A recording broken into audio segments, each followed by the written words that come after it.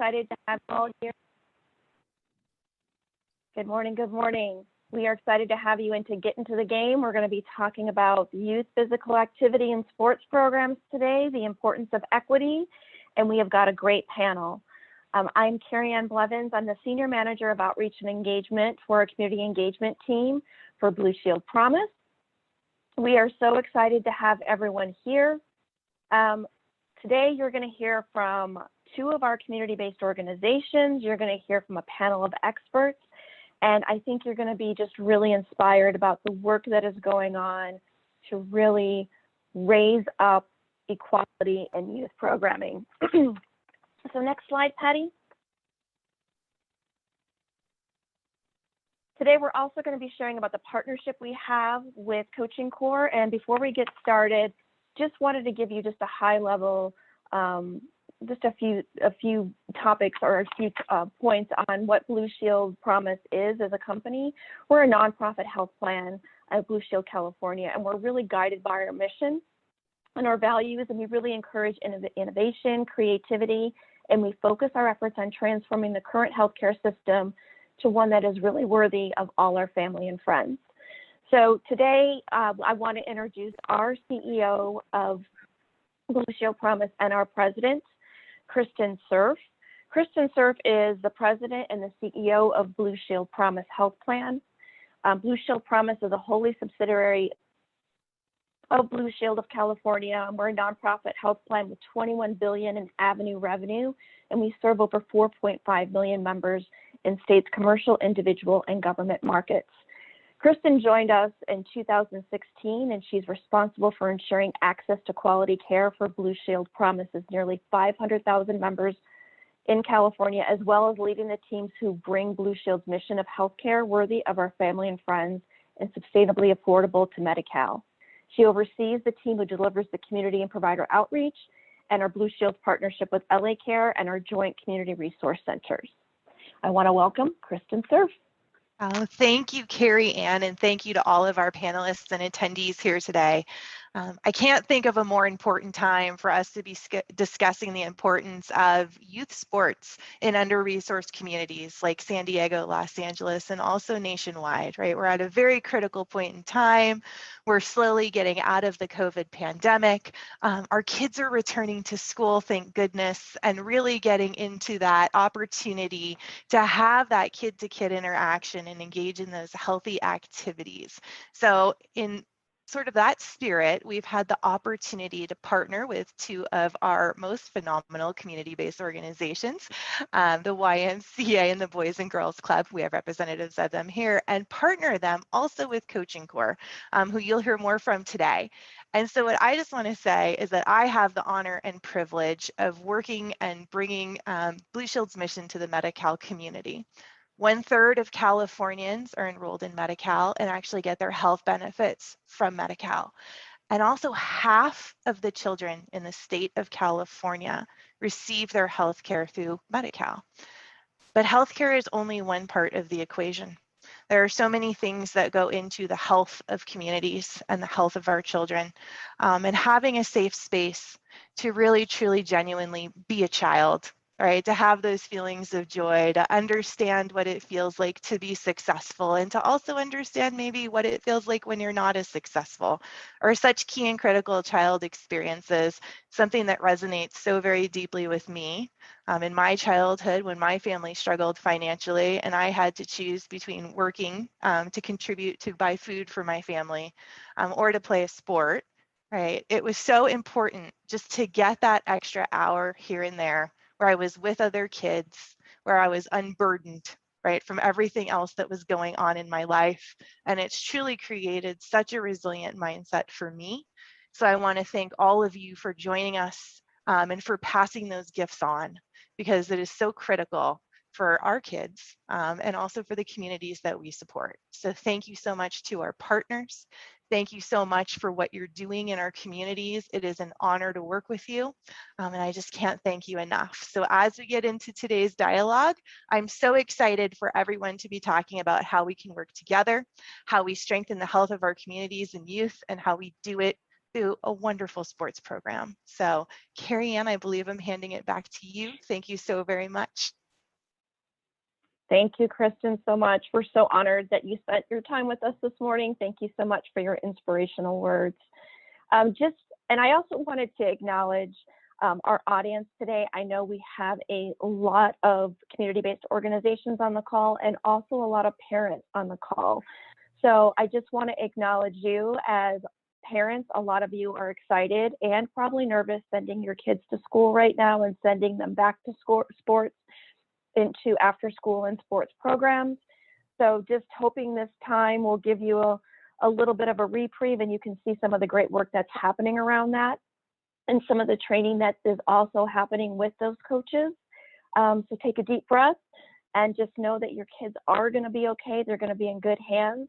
And then a special acknowledgement to our community-based organizations that are working with those kids.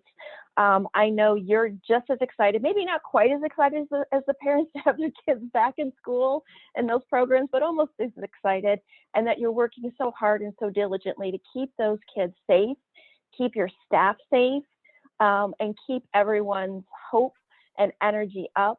And then also providing that safe space for those parents that are a little nervous as their kids are coming back. So thank you to our audience for all that you do. We really, truly appreciate your support and the work that you're doing in the community.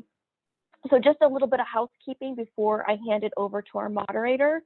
During the presentation, everyone's in listen only mode right now, so you are muted. We will have Q&A at the end of the webinar, but also at any point in time, if you want to ask a question or if you have a comment, we really want this to be interactive and engaging. So please use that chat bubble at the very bottom of your screen. And if you wouldn't mind putting your name and your organization in the chat, we would love to have that as well. So please start doing that for us.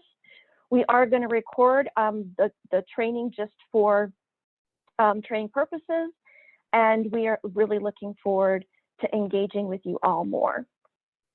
So today, you guys are in for a treat. It is my pleasure to introduce you to Alejandro, who is a trainer and a facilitator at Coaching Core. He is our moderator for today's event. He also serves on their advisory committee for educational content. Alejandro is a seasoned and recognized leader in the field of violence and gang prevention with specialties in conflict resolution, youth development. He's a facilitator, trainer, and a public speaker to schools. He also serves as an independent consultant for local governments and nonprofit organizations in the areas of safe school climate. Team builds well. He's a positive youth coaching influence, and he's great at community engagement. Welcome, Alejandro. Thank you, Carrie. Good morning, everybody. Buenos dias. Magandang umaga. That's the extent of my Tagalog. So if any of you speak Tagalog out there, that's all I know. That's 3 languages for good morning. And obviously we could just say, what's up? So really, really excited. Want to thank Blue Shield California, everybody that's been part of this, Kristen, Carrie, Patricia, Adriana. A lot of work has been put into this, and really, I'm really just honored to be moderating this. I'm over here in the heart of Silicon Valley in Menlo Park. I can literally walk to Facebook, and I am in my garage. So if you haven't guessed it right now, I'm in the San Francisco Bay Area. And, you know, I know this is a statewide a webinar, and people are going to be from all over, but I always got to represent. So I'm not going to put my hat on, but you could probably guess like what my teams are, because the Bay Area only has 2 baseball teams, 1 basketball team, and 1 football team. So I'm not going to mention who or what, but y'all can probably guess 3 of my 4 favorites of that list. But all due respect to everybody who's joining us. It's good to be here, like I said. So before we get started, actually, we are going to get started. And as we get started, we're going to introduce our panelists. 3 different perspectives, 3 different stories, all good. So let's go ahead and jump right into it. I want to introduce Ana Arancibia down in San Diego. She is the new, congratulations, executive director for the Jackie Robinson Family YMCA, and as part of the YMCA of San Diego County, they've been serving the communities of Southeast San Diego and the surrounding area since 1943. So they have a lot of experience, and they've enrolled about 65 different members within their clubs and clubhouses. Anna has more than 16 years of experience with the Y. So she's been with the Y for a long time, and she's served in various capacities, from outreach to youth programming. And she was even the associate executive director. So she's been primed and trained, and I know she's jumping right in with 2 feet. In 2015, she was named the Community Activist of the Year by the Blue Heart Foundation. She's a native San Diego. She served on the Southeast San Diego Rotary Club board and is a member of other community organizations. So with Zoom, you could give like reactions and stuff, but if you can, just give her a round of applause or a happy face in the chat or something like that. So welcome, Anna. Next up, we got Lance Holliday over in Long Beach, California. He is the director of the Boys and Girls Club of Long Beach. He's the director of programs and development. Lance is, like I said, he's the director of program development, and their mission is to enable all young people, especially those who need us the most, to reach their full potential as productive, caring, and responsible citizens. They serve over 1,400 kids daily at 3 different clubhouses and at 9 school sites. He's blessed with a background in youth development and sports, and with over 35 years of coaching football at Roosevelt High. I know people at their rival it's at Jefferson, right, or something like that. Anyway, that's not the point. It's Garfield. Garfield, my bad. He's a commissioner of the Anthony Munoz Hall of Fame camps, and he works with the LA Rams as a youth engagement football coach. He's got a lot of experience, and it's truly allowed him to understand the importance of youth sports and the development of character and competence in the youth beyond the field of play. So give a thumbs up, give a what's up, give a high five to Lance. Welcome, Lance.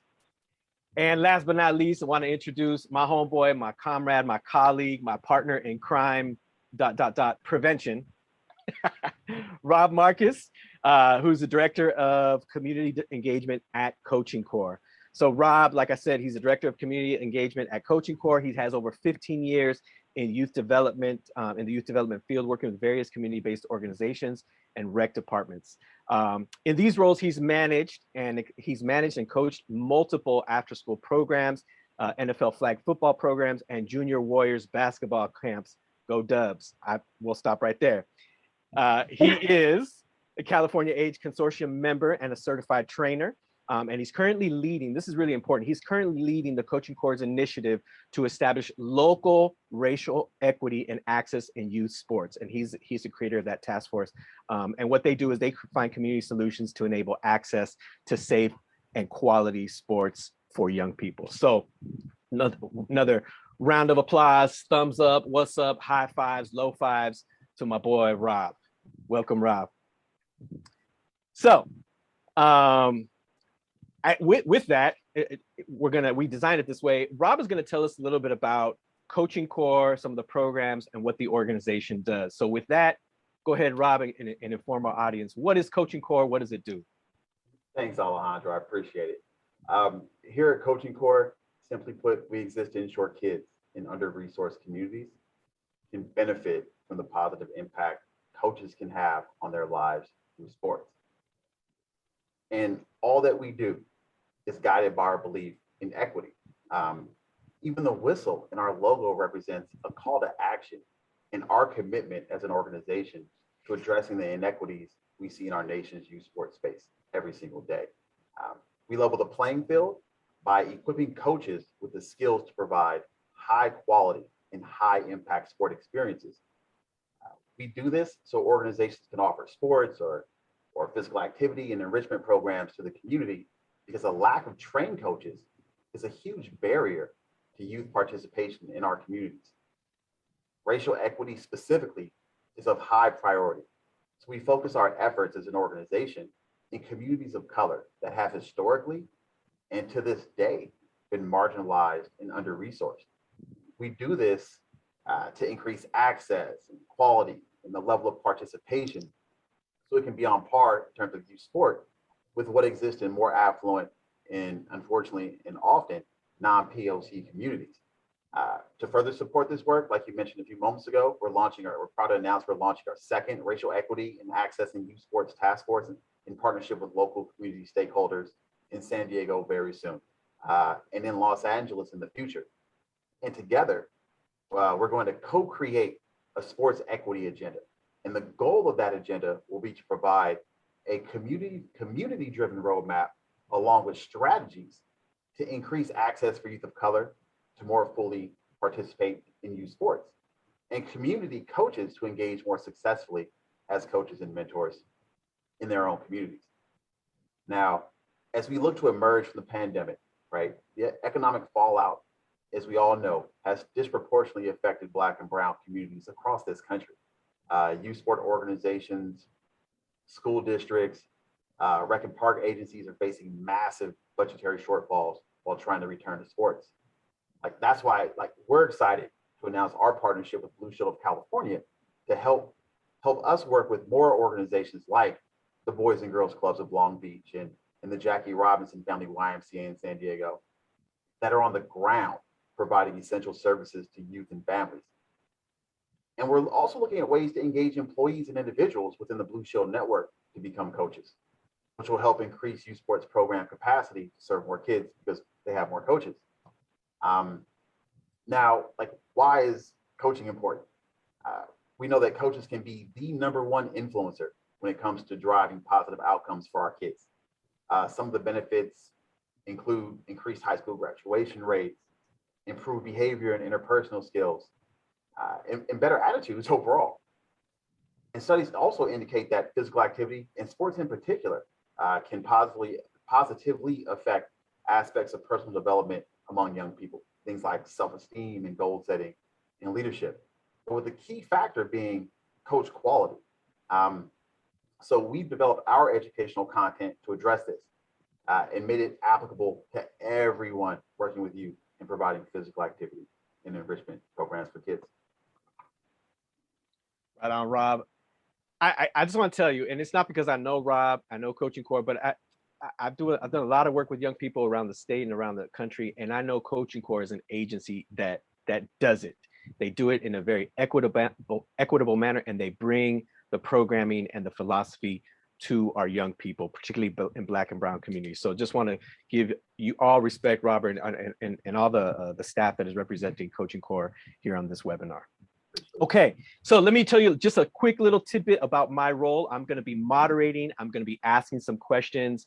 I'll be passing along to different people on the panel, and then we'll begin to close up. So I just want to let you know about my role. And because this is going to be a panel, we're also, one of the things I love about this is that we're making it interactive. So some of the questions that I'm going to give to the panelists, audience, you're also going to have an opportunity to answer those questions. So it's not just about the panelists, it's about everybody. So with that, let's go ahead and get started. If at any time you, as an audience member, you want to throw in a question or throw in a comment, please feel free to put it in the chat. My camarada, my homegirl, Adriana, she's going to be monitoring that chat because I'm going to be focused on the panel. So I'm just like that. I don't have two things I could focus on. I got to focus on one thing at a time. So let's go ahead and get started. And I'm going to give the panel kind of maybe a deep question. I don't know if you've had coffee yet, but we're going to go deep anyway. And there's this new term, and maybe it's not new, but it's a new term for some people, called healing-centered coaching. And I know we have the PowerPoint up right now. But when you hear the word healing-centered coaching, what comes to mind? A quick brainstorm for you panelists. What comes to mind? Let's go ahead and start with Anna, and then we'll go with Lance, and then we'll wrap it up with Rob for this first question. But what comes to mind when you hear the word healing-centered coaching? Well, for me, it's looking at the whole child when you're coaching, right? It's not just teaching the skill of dribbling or passing the ball, but looking at where children are coming from and where they're at. So I think that for me, that's what healing-centered coaching is for me. Get down. Thanks for being the first one, Anna. Lance, healing-centered coaching. What comes to mind to you? I think 3 key words: mind, body, and soul. Being able to allow the young person that you have in your charge to coach them, not just for the physical aspect of them getting better, but the spiritual side of them and the mindset that they can have by having success through sports and growing from that success. Sometimes they come from a place of failure and that's all they're surrounded by. So you have to encourage them through the point of changing their mindset about the good things that happen when you provide the coaching to them. Get down. Thanks, Lance. So Anna talking about the whole child, not just about the dribbling or the skill on the court or on the field. Lance talking about mind, body, and soul. Very similar and complementary in terms of questions, in terms of answers. Robert and Rob, I know this, coaching core does, and so it might be kind of a biased answer, but I know you feel passionate about it. What does healing-centered coaching mean to you? Yeah, I mean, first, let me say, Anna and Lance nailed it. There's not much I would, disagree with there at all. I would only add that, a healing center approach is really grounded in viewing trauma, like not simply as an individual isolated experience, but rather like it highlights the ways in which trauma and healing are experienced collectively. So like our kids are, as if we're understanding that as coaches, like it can help really guide how we're engaging with our young people as students and as athletes. Right on, Rob. Thank you. Audience, what does healing-centered coaching mean to you? I think we're going to put up a poll right now. Is that true, Adriana? No poll, Rob. Alejandro, we're just going to ask the folks and they can just put it in the track. All right, let's do that. So, audience, healing-centered coaching. Now, look, don't cheat. I know you got the PowerPoint up right now, but just if you, in your own words, or maybe this is the first time you've ever heard of it, or what comes to mind, and we'll read off some of the things that come into the chat. What does healing-centered coaching mean to you? Let's do it quickly so that we can get into our second question. Healing-centered coaching. I'm actually looking at the chat right now. I don't see anything coming up. Give you a little bit of time. Yes, no, maybe so. No right or wrong answer. Healing-centered coaching. 3, 2, 1. Okay, a safe space. There we go. As soon as I start counting off, they coming in. Safe space for kids, creating a space for young people to truly be themselves. Thank you, Blake. A safe space for kids. Thank you, Liliana. Anybody else? All right, well, with that, let's go ahead and move on. So I got kind of like a two-part question for the panel, and we'll start with Lance and Anna. What are some of the opportunities and barriers? I mean, there's kind of both, but let's start with the barriers. I hate to start with the negative, but what are some of the barriers that you're seeing right now when it comes to providing quality youth sports or just youth programming in general in your areas? Some of the opportunities, then we're going to get into some of the opportunities. We'll end the question on an up note. But what are some of the barriers, some of the inequities that you're seeing right now, particularly in your area in San Diego, in your area in Los Angeles, Lance? You can Rochambeau to see who goes first.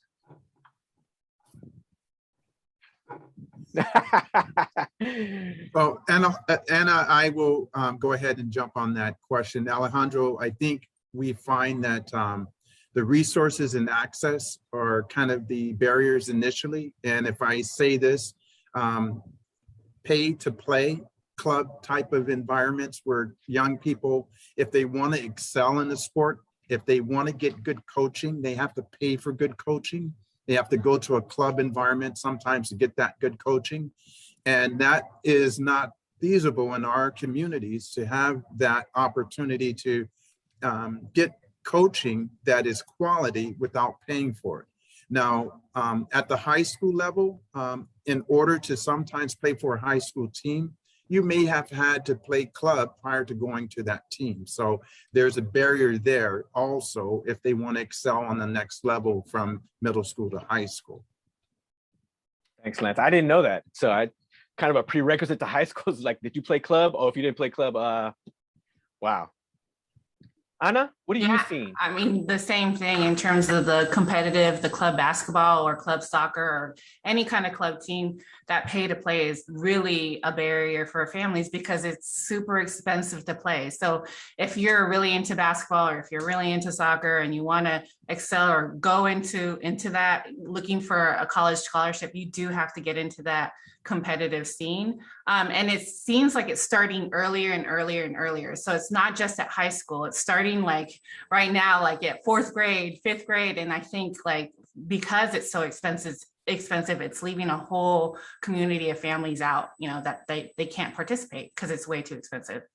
Yeah, so just to kind of summarize, we've got some resources and access, there's financial limitations. What do you, I know this isn't in the script, but what do you see emerging because of the discrepancies, because of these gaps? What do you see emerging as a result of these barriers and obstacles? Well, for me, it's leaving out a whole community of kids that can't participate in sports. Like if your family is working, because it does take up a lot of time too. If you're a working class family, you know, you get off at 5:30, 6 o'clock, there's no way you can go to drop off your child at a practice at 4 or 5 o'clock. So I think it gives us or community-based organizations an opportunity to look at our programming and seeing how we can provide that access to families that might not have that, you know, that might not have access. Where can we be the players and being a welcoming space for families to go to? And it's affordable. Thank you, Anna. Lance, any comments? What do you see developing, emerging as a result of these inequities, these barriers, these obstacles for young people who can't pay to play? Well, that's where we're the equalizers with the Y and the Boys and Girls Clubs. We have sports within our community of clubs and clubhouses, and having the opportunity to learn skill sets that they can't get outside of their homes on a normal basis. And when they join a sports league or they participate in a workshop, and similar to when the Rams sought to bring football into the community, they knew that there are certain areas that don't have access to coaching, and that's where Coaching Corps comes into a real important part of what we're doing. We're able to get quality coaches to run our sports programs so that the kids are really excelling outside of the point of their athletic ability, and that's why we go back to the mindset of mind, body, and soul. When you get quality coaches that care, you're able to bring that young person to another level in their sports experience. Yeah, so you know, just as in terms of whenever there's barriers and obstacles, there's opportunities that arise, right? And so we're seeing as a result of partnerships, but getting professional players to come into the neighborhood and start teaching and reaching. Rob, any input as to this question from an agency perspective? What do you see as some of the inequities, some of the barriers, the obstacles that you see from your perspective? Yeah, I mean, it's quite troubling. Like high income parents, for example, I think statistically pay twice as much on youth sports as lower income parents do. The pay to play model is, you know, I think as Anna mentioned and Lance as well, I mean, it's really cutting our kids out. You know, if you look at Black and brown communities, whether they be San Diego or in Los Angeles or other communities across the state, our families, our household income, oftentimes in this state is $25,000 to $30,000 less per year. When you talk about the high fees and the cost of tournaments and leagues, like where is that coming from? So like, in terms of barriers, it's crippling. There's a lot to happen here, that a lot that needs to happen here to make sure like the financial benefit or the financial cost structure isn't keeping our kids out. And Lance mentioned it as well in terms of coaching, right? Statistics say that over 60% of coaches, youth sport coaches, come from households earning at the higher level, right? Which is also cutting out families of color, and coaches of color, mentors of color from being able to go into the community and work. Because those financial barriers and the systems in place are just, they're significant at this point in time. Thanks, Rob. So as I mentioned, interactive. We're going to ask these same questions to our audience. Audience, this is your opportunity. Now we have the poll. So what have you seen? And some of you in our audience are parents. Some of you are youth specialists, counselors, coaches. what do you see as the greatest barrier in youth sports from your perspective? And if you don't see your answer up here, I know we've got some pre answers right there. If you don't see your answers, go ahead and put it in the chat. But what is the greatest barrier you are seeing, this is to the audience, in youth sports? Go ahead and take that poll now. If you don't see your answer, go ahead and put it in the chat. And I believe we can share the results at the end. I don't know if we could do it in real time right now, or we'll send out the results on your email.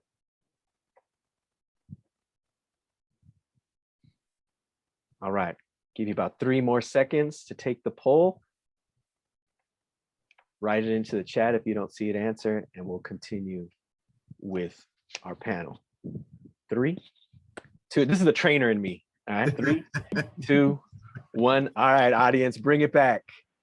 So we got somebody in the chat. We got, let's see, James Lopez said, I would say there's a lack of free, oh, there goes the result, lack of free or no cut school-based programs or teams. Janita said, lack of education. Some parents do not know of these programs. Exactly, so awareness.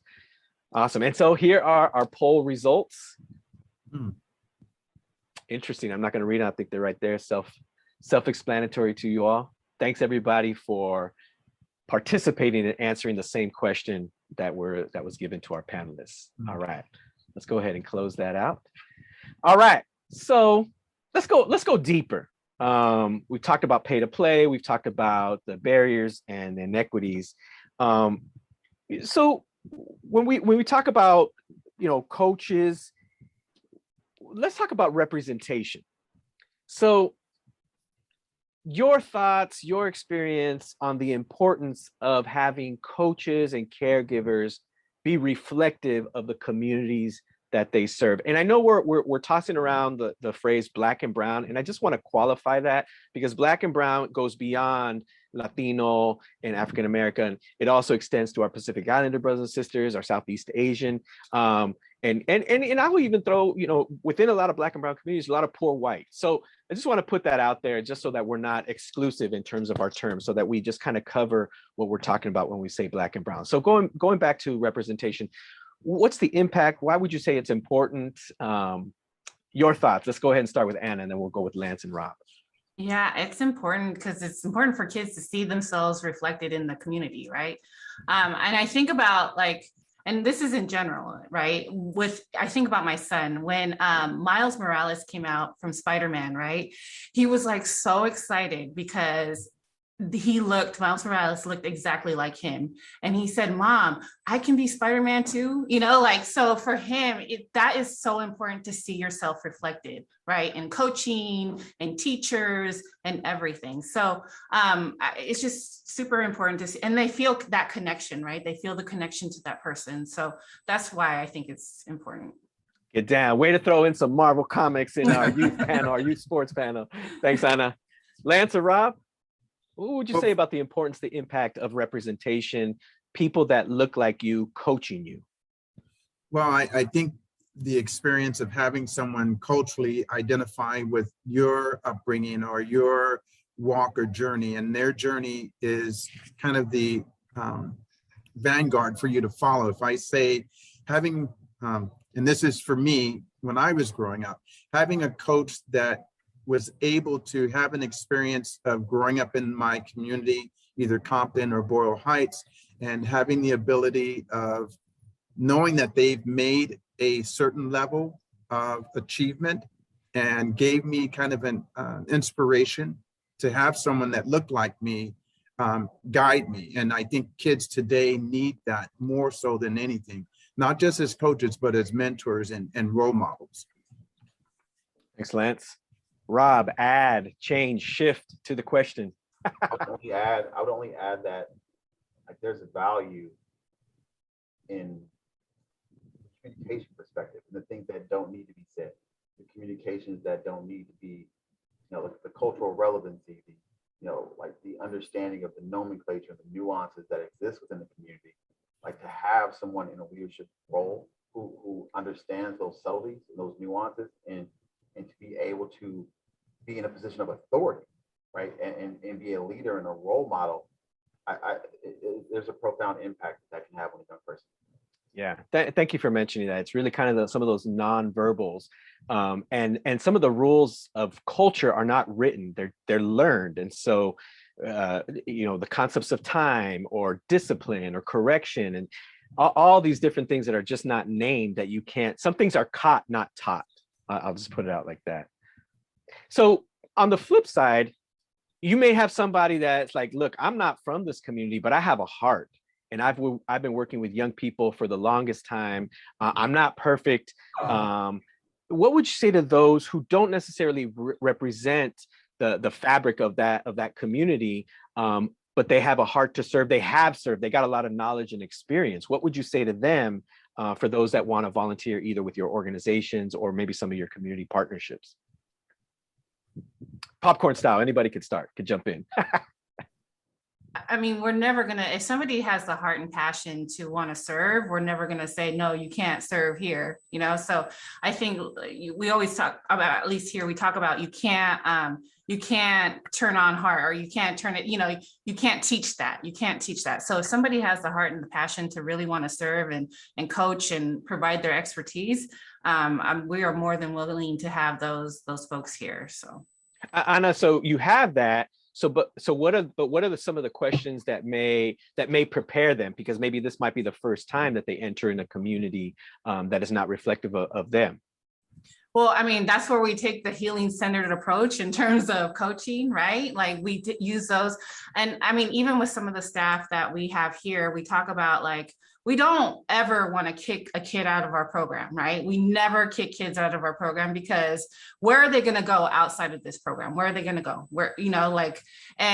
So we try to make sure that with those staff, like we let them know, hey, we work with the families, we try to coach the parents and try to work with the parents. And we have we're always making sure that we are with our kids and that we never turn them away. But even what I do with some of the staff too is and with some of the volunteer coaches, is that we do like a community tour too, of our community, so they can check it out and see what we got going on here. So it's about knowing where you're at and understanding and understanding also that what you look like too, if you don't reflect the community, that you have a certain amount of privilege, that it needs to be recognized, right? That you got to talk about that too and not be afraid of it.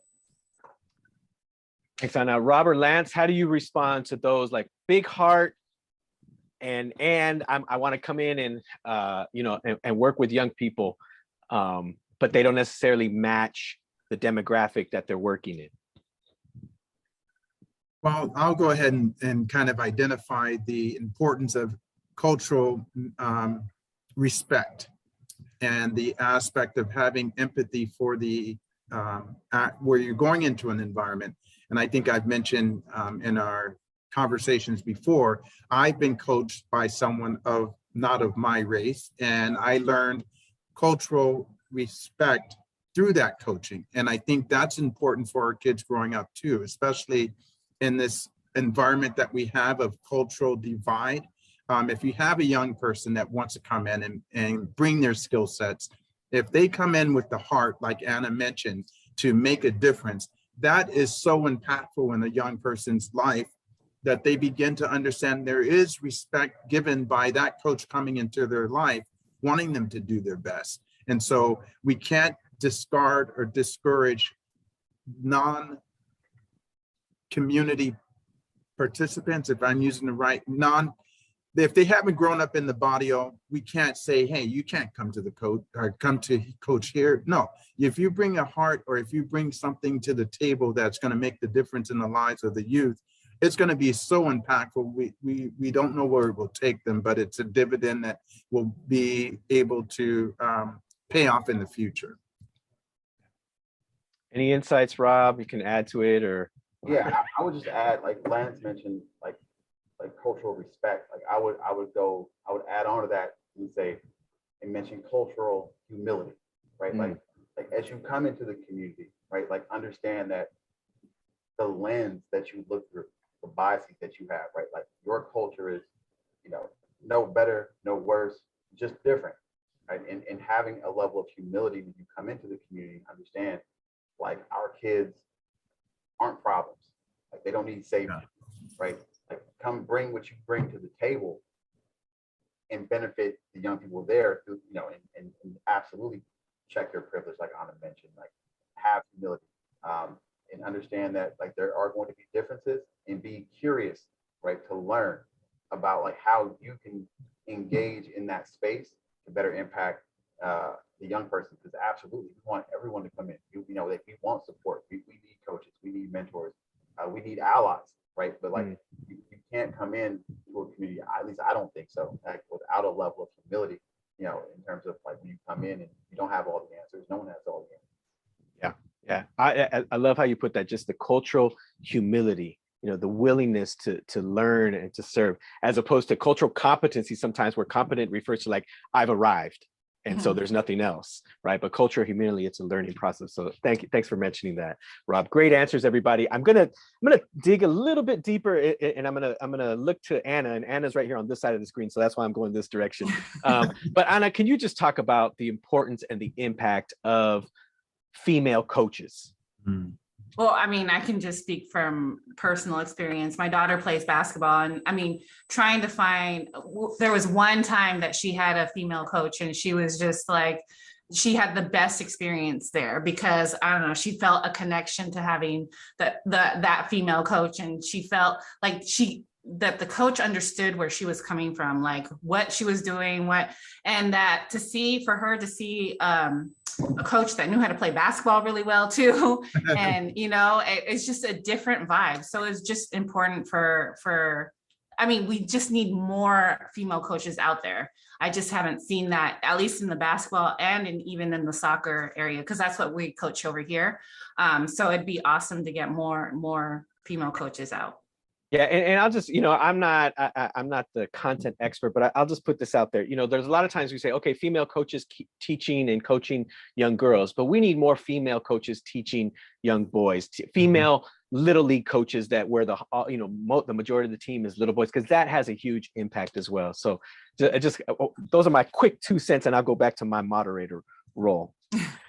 Quick little pause, or maybe just a public service announcement on behalf of Coaching Core. If you want to be trained as a Coaching Core trainer, tomorrow actually at 3:30 in the afternoon, they're going to be hosting a 90-minute training on quality youth sports. So the building blocks of quality youth sports. So feel free to get information on that. You could talk to any of our staff here on this call or our Blue Shield partners. And then if you are a community partner that's already partnering with Coaching Core or want to get more involved, there's going to be a webinar on August 31st at 11 a.m. And I know we'll put more of the information on that. So as quick as tomorrow, there's going to be a training for people who are interested in becoming a trainer. Okay.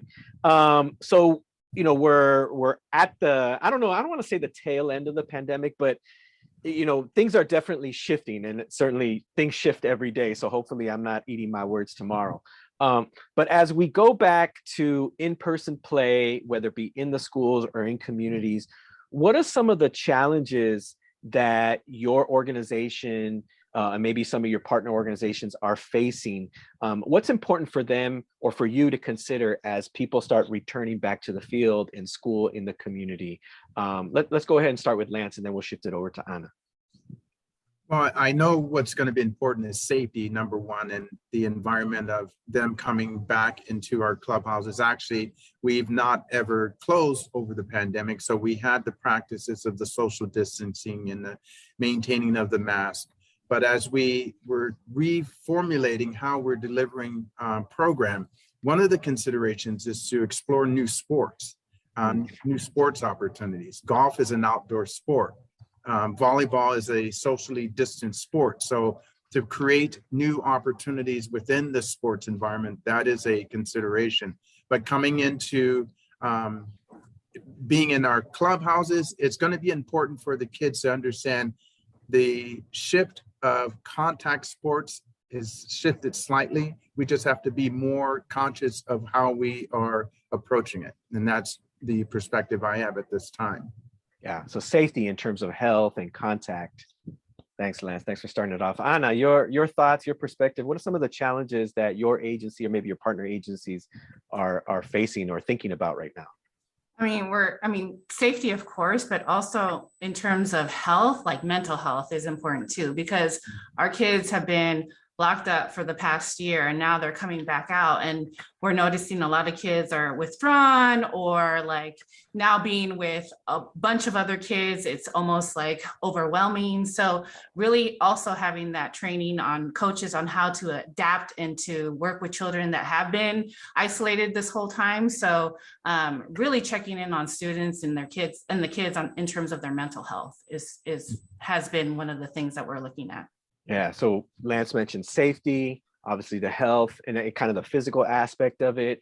And Anna, you're really talking about safety as well, but in terms of health, in terms of mental health, right? Where they both go hand in hand because they have been in this distant learning. They've been in the screen. Ironically, we're talking about screens and we're on screens and we're trying to get off screens. Yeah. So I know this question was really to Anna and Lance, but Rob, any insights on there? What are you seeing in terms of just as we come back, what are some of the challenges that organizations are facing? I think in addition to what has already been said, I think it's been pretty expansive, the mental model, right? Like about how sport is being viewed. Right? Sport is always the first thing cut when it comes to budgetary concerns or, whether it be at the family level or the government level or the agency level. So like the value of sport may, and this is all anecdotal, but may have been diminished. Kids' motivation to play, parents' motivation to let them play. When you add in the fear and the space and the monetary barriers that are already existing. So I would just add the mental piece about the perspective of sport and its place in our communities now. Awesome. Well, thanks. I just noticing the time, and thanks Khalid for putting in an answer for that chat. He talked about pre-employment training is so important. I'm not going to read the whole thing, but he does give a little quick testimonial there. All right, last question, and I know we're going to do some question answer from the audience, but we talked about safety, health, physical and mental health, and we're going to kind of get into the mental health side. So I know you're big proponents of empathy as being an important value and skill set for coaches.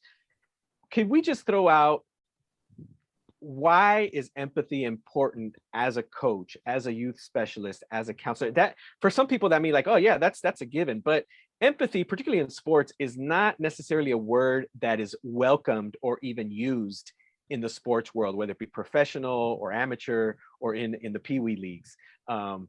I'll throw it to you, Anna. Empathy, your thoughts. Imagine if we could transform sports in terms of every coach had empathy, right? Like you would have so many more kids wanting to participate I don't know how many kids that I've known that got turned off by sports because of a coach that didn't have empathy or didn't have that caring attitude towards their players. So like empathy for me is just that I think about all the competitive coaches that we have out there. If they went through some kind of empathy training to work with their players, like it would totally transform how we look at sports and even how we view competitive sports. Yeah. Thanks, Anna. Lance? Well, I think for me, the point of understanding where a young person's coming from. And if you are respectful of, and you use the word, Alejandro, humility, and being humble and allowing your understanding of that individual to be a shaping point for them to get the best out of that young person. If they understand where that person's coming from, they know where they can take them to. And I think that's the approach I've always had as a coach. I'm not a yelling coach. I'm kind of like rah, make the mistake, let's go ahead. And that's why they put erasers on pencils. I just kind of approach it through a point of growth and coaching them up and really giving them an opportunity to give me their story of where they're coming from so I know where I can take them to. That's awesome. I love that. I'm gonna have to write that down. That's why they put erasers on pencils. Maybe that's like the new mascot for a team or something. I don't know. but then people will say, oh, erase the opponent. But so maybe that's not a good idea. Rob, so I know Coaching Core does an empathy training for coaches. Could you just give a quick 15, 20 second explanation of what that training is all about? Yeah, we actually launched that training earlier in the year, and it's specifically tailored to some of the things we've been talking about, equipping coaches with the tools needed to navigate like the difficult challenges in supporting kids, and creating an environment, which I think is key, where kids feel safe, seen, heard, supported. Because we need to recognize that our kids, like, they bring all of their trauma, all of their challenges to the blacktop or to the court or to the soccer pitch or the football field. And we want to create environments where kids want to come back to participate and reap all these amazing benefits that sport has to offer. Awesome. I see a question in the chat by Connie. And Connie, I'm going to park it right now because we're going to give our panelists one last question, but I don't want to lose that question. It's a really important question. So as we start to kind of sunset and close our panel, Anna and Lance, can you talk about how your agencies is partnering currently with Coaching Core? Well, we've been partnering with Coaching Core since before the pandemic. So I'm a huge advocate of Coaching Core just because the trainings that they provide for our coaches have been amazing. One of our coaches was like, oh, I didn't even think about like how to check in with students before. So it's been, I just love Coaching Core in terms of what they do and provide for our staff, and it's free for our staff. So that's even better because that helps we can say to coaches, okay, we want you to coach, you're volunteering, and we're providing the training for you, so, and it's at no cost to you. So for me, it's just been an amazing partnership with Coaching Core. Awesome. Lance? Well, I will say I had the opportunity pre-pandemic to meet Robert, and they had a training session to really help our program specialists around athletics build their professional development through Coaching Core. And ironically, Alejandro, you were doing a training session with the Long Beach Unified School District. That's part of my umbrella too. So we have a two-pronged connection by uplifting coaching and personal development on another level, and especially with these topics. And I'm getting the email blasts from time to time to keep me updated on what's going on. And I really like that type of update so that we can continue to enhance the professional development of our staff. And I really appreciate Coaching Core having that for us to have as a resource. Awesome. Well, I just want to give big thank you to Anna, Lance. I'm going to turn it over to Rob really quick because he's going to talk to you about how you can get involved with Coaching Core. But if you could put it out in the chat, give him a thumbs up, give him a what's up, give him a good job. Thank you, Anna and Lance, for being part of the panel. We're actually going to shift into question and answer. So audience members, if you have a question, I know Connie already put that up there, so I want to make sure we get to that.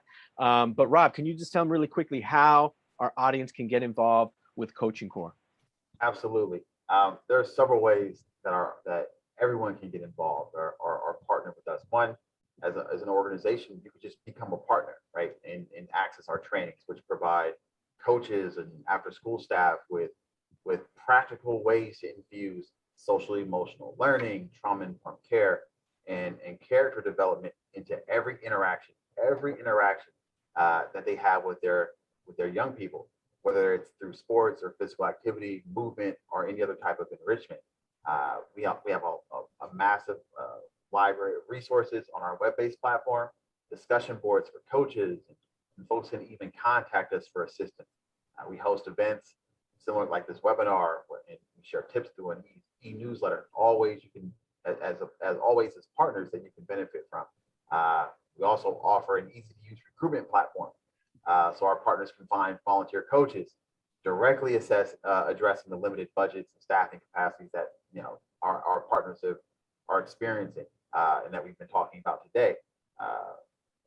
You can become an affiliate and share, like an affiliate partner, and share your youth development coaching resources with our core of over 19,000 coaches and over 700 after-school partners via our newsletters or our partner portals or co-hosted webinars. We'd love if you wanted to become an ambassador and share our coaching opportunities with your networks. And lastly, but I don't want to say most importantly, we want you to become a coach. You don't have to be good at sports to be great at coaching.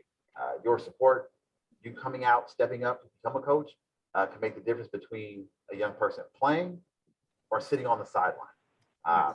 And you can sign up at the address on your screen.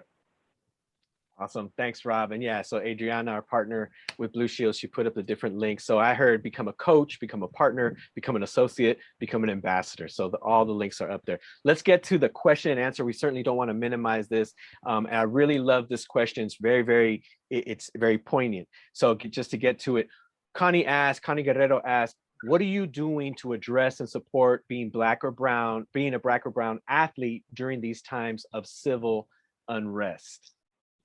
Awesome question. Gracias, Connie. Anybody can answer. I'll put it to Lance or Anna. Okay, I will just say it's important for self-esteem to, come away from the way that you're perceived. And I think through sports, you can build character. I think that's kind of the key component. When I've done the Anthony Munoz camps, we weren't talking about the physical attributes of yourself. It's the self-esteem and your character that separates you from someone that sees you differently. So if you build character through the sports, I think that's what's going to be the great equalizer, because no one can take away your character. Thanks, Lance. Anna? And I think for your coaches too, to have those important conversations, to say like what Black and brown athletes are going through, because we've had, two here in San Diego, we had two major incidences where it was through CIF basketball, a CIF game. We had one team throw tortillas at the other team that was mainly Latino, and it was a whole big issue here, and they actually ended up losing their championship through CIF. So because they threw the tortillas. And then we had another incident where a Catholic school, a private school up in North County, was playing a school near here, near RY, and the captain of the football team had a shirt that said Catholics versus convicts. So it's like, we have to have those conversations with coaches, right? To say this is what our students, these are what our players are going through right now. And through having those important and crucial conversations, I think that's where we can transform and really start bringing up like, hey, this is what we're going through. This is what we need to do. And not be shy about having those conversations. I think a lot of times folks are afraid because they feel like it's going to bring up things, but I think it's important to understand and have those conversations ahead of time, because if you ignore it, it's going to explode even more. Wow, man, really rich conversation. I just want to be respectful of people's time. Unfortunately, we're not going to be able to get to some of the other questions, but I know that the Blue Shield staff will reach out to get some of the answers. I just want to give it up to our panelists. I'm going to hand it back to Carrie Ann. It's been an honor and a pleasure to moderate this. Such a rich conversation. An hour is not enough. I give all respect to the audience members out there. Carrie Ann? Thank you so much, Alejandro. Great job, everyone. It does feel like an hour is too short a time, but we did want to put up a poll and just get feedback from everyone and how the session went today. We use these session evaluations to help us improve what we offer to you all and making sure that we are showing up in the way that you need. So please take a few moments to fill that out. While you're filling that out, if you want to put something in the chat of how you felt today's session went, what did you learn, something that you appreciated, we would greatly appreciate that as well. We're really hoping that you all found this session extremely valuable and interesting, and we really hope that all of you will at some point in time either become a coach or become an ambassador for us. We do appreciate the time that you took. So just giving you guys another minute.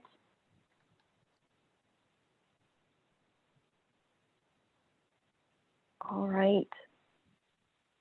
So if you could, excellent. Thank you, Jonathan. Hey, Jonathan Reed, good to see you. Excellent session. Thank you very much for hosting. The focus on empathy training was particularly important. Thank you so much. Khalid, thank you so much. It's so good to see you too here. Time well spent. And then feel free in the chat or the response, raise hand, reaction if you felt that was valuable for you. Thumbs up would be great if you could have that. or any kind of response in the chat. All right, we thank you all for your time today. We encourage you to join us for another training. Get information. You can always go to Coaching Core's website. You can reach out to us. And we thank you again for your time and hope that you will join us in really leveling that playing field and increasing equity and getting those kids out there and active so that all kids have an opportunity to play. Thank you all for your time. Have a great rest of your day.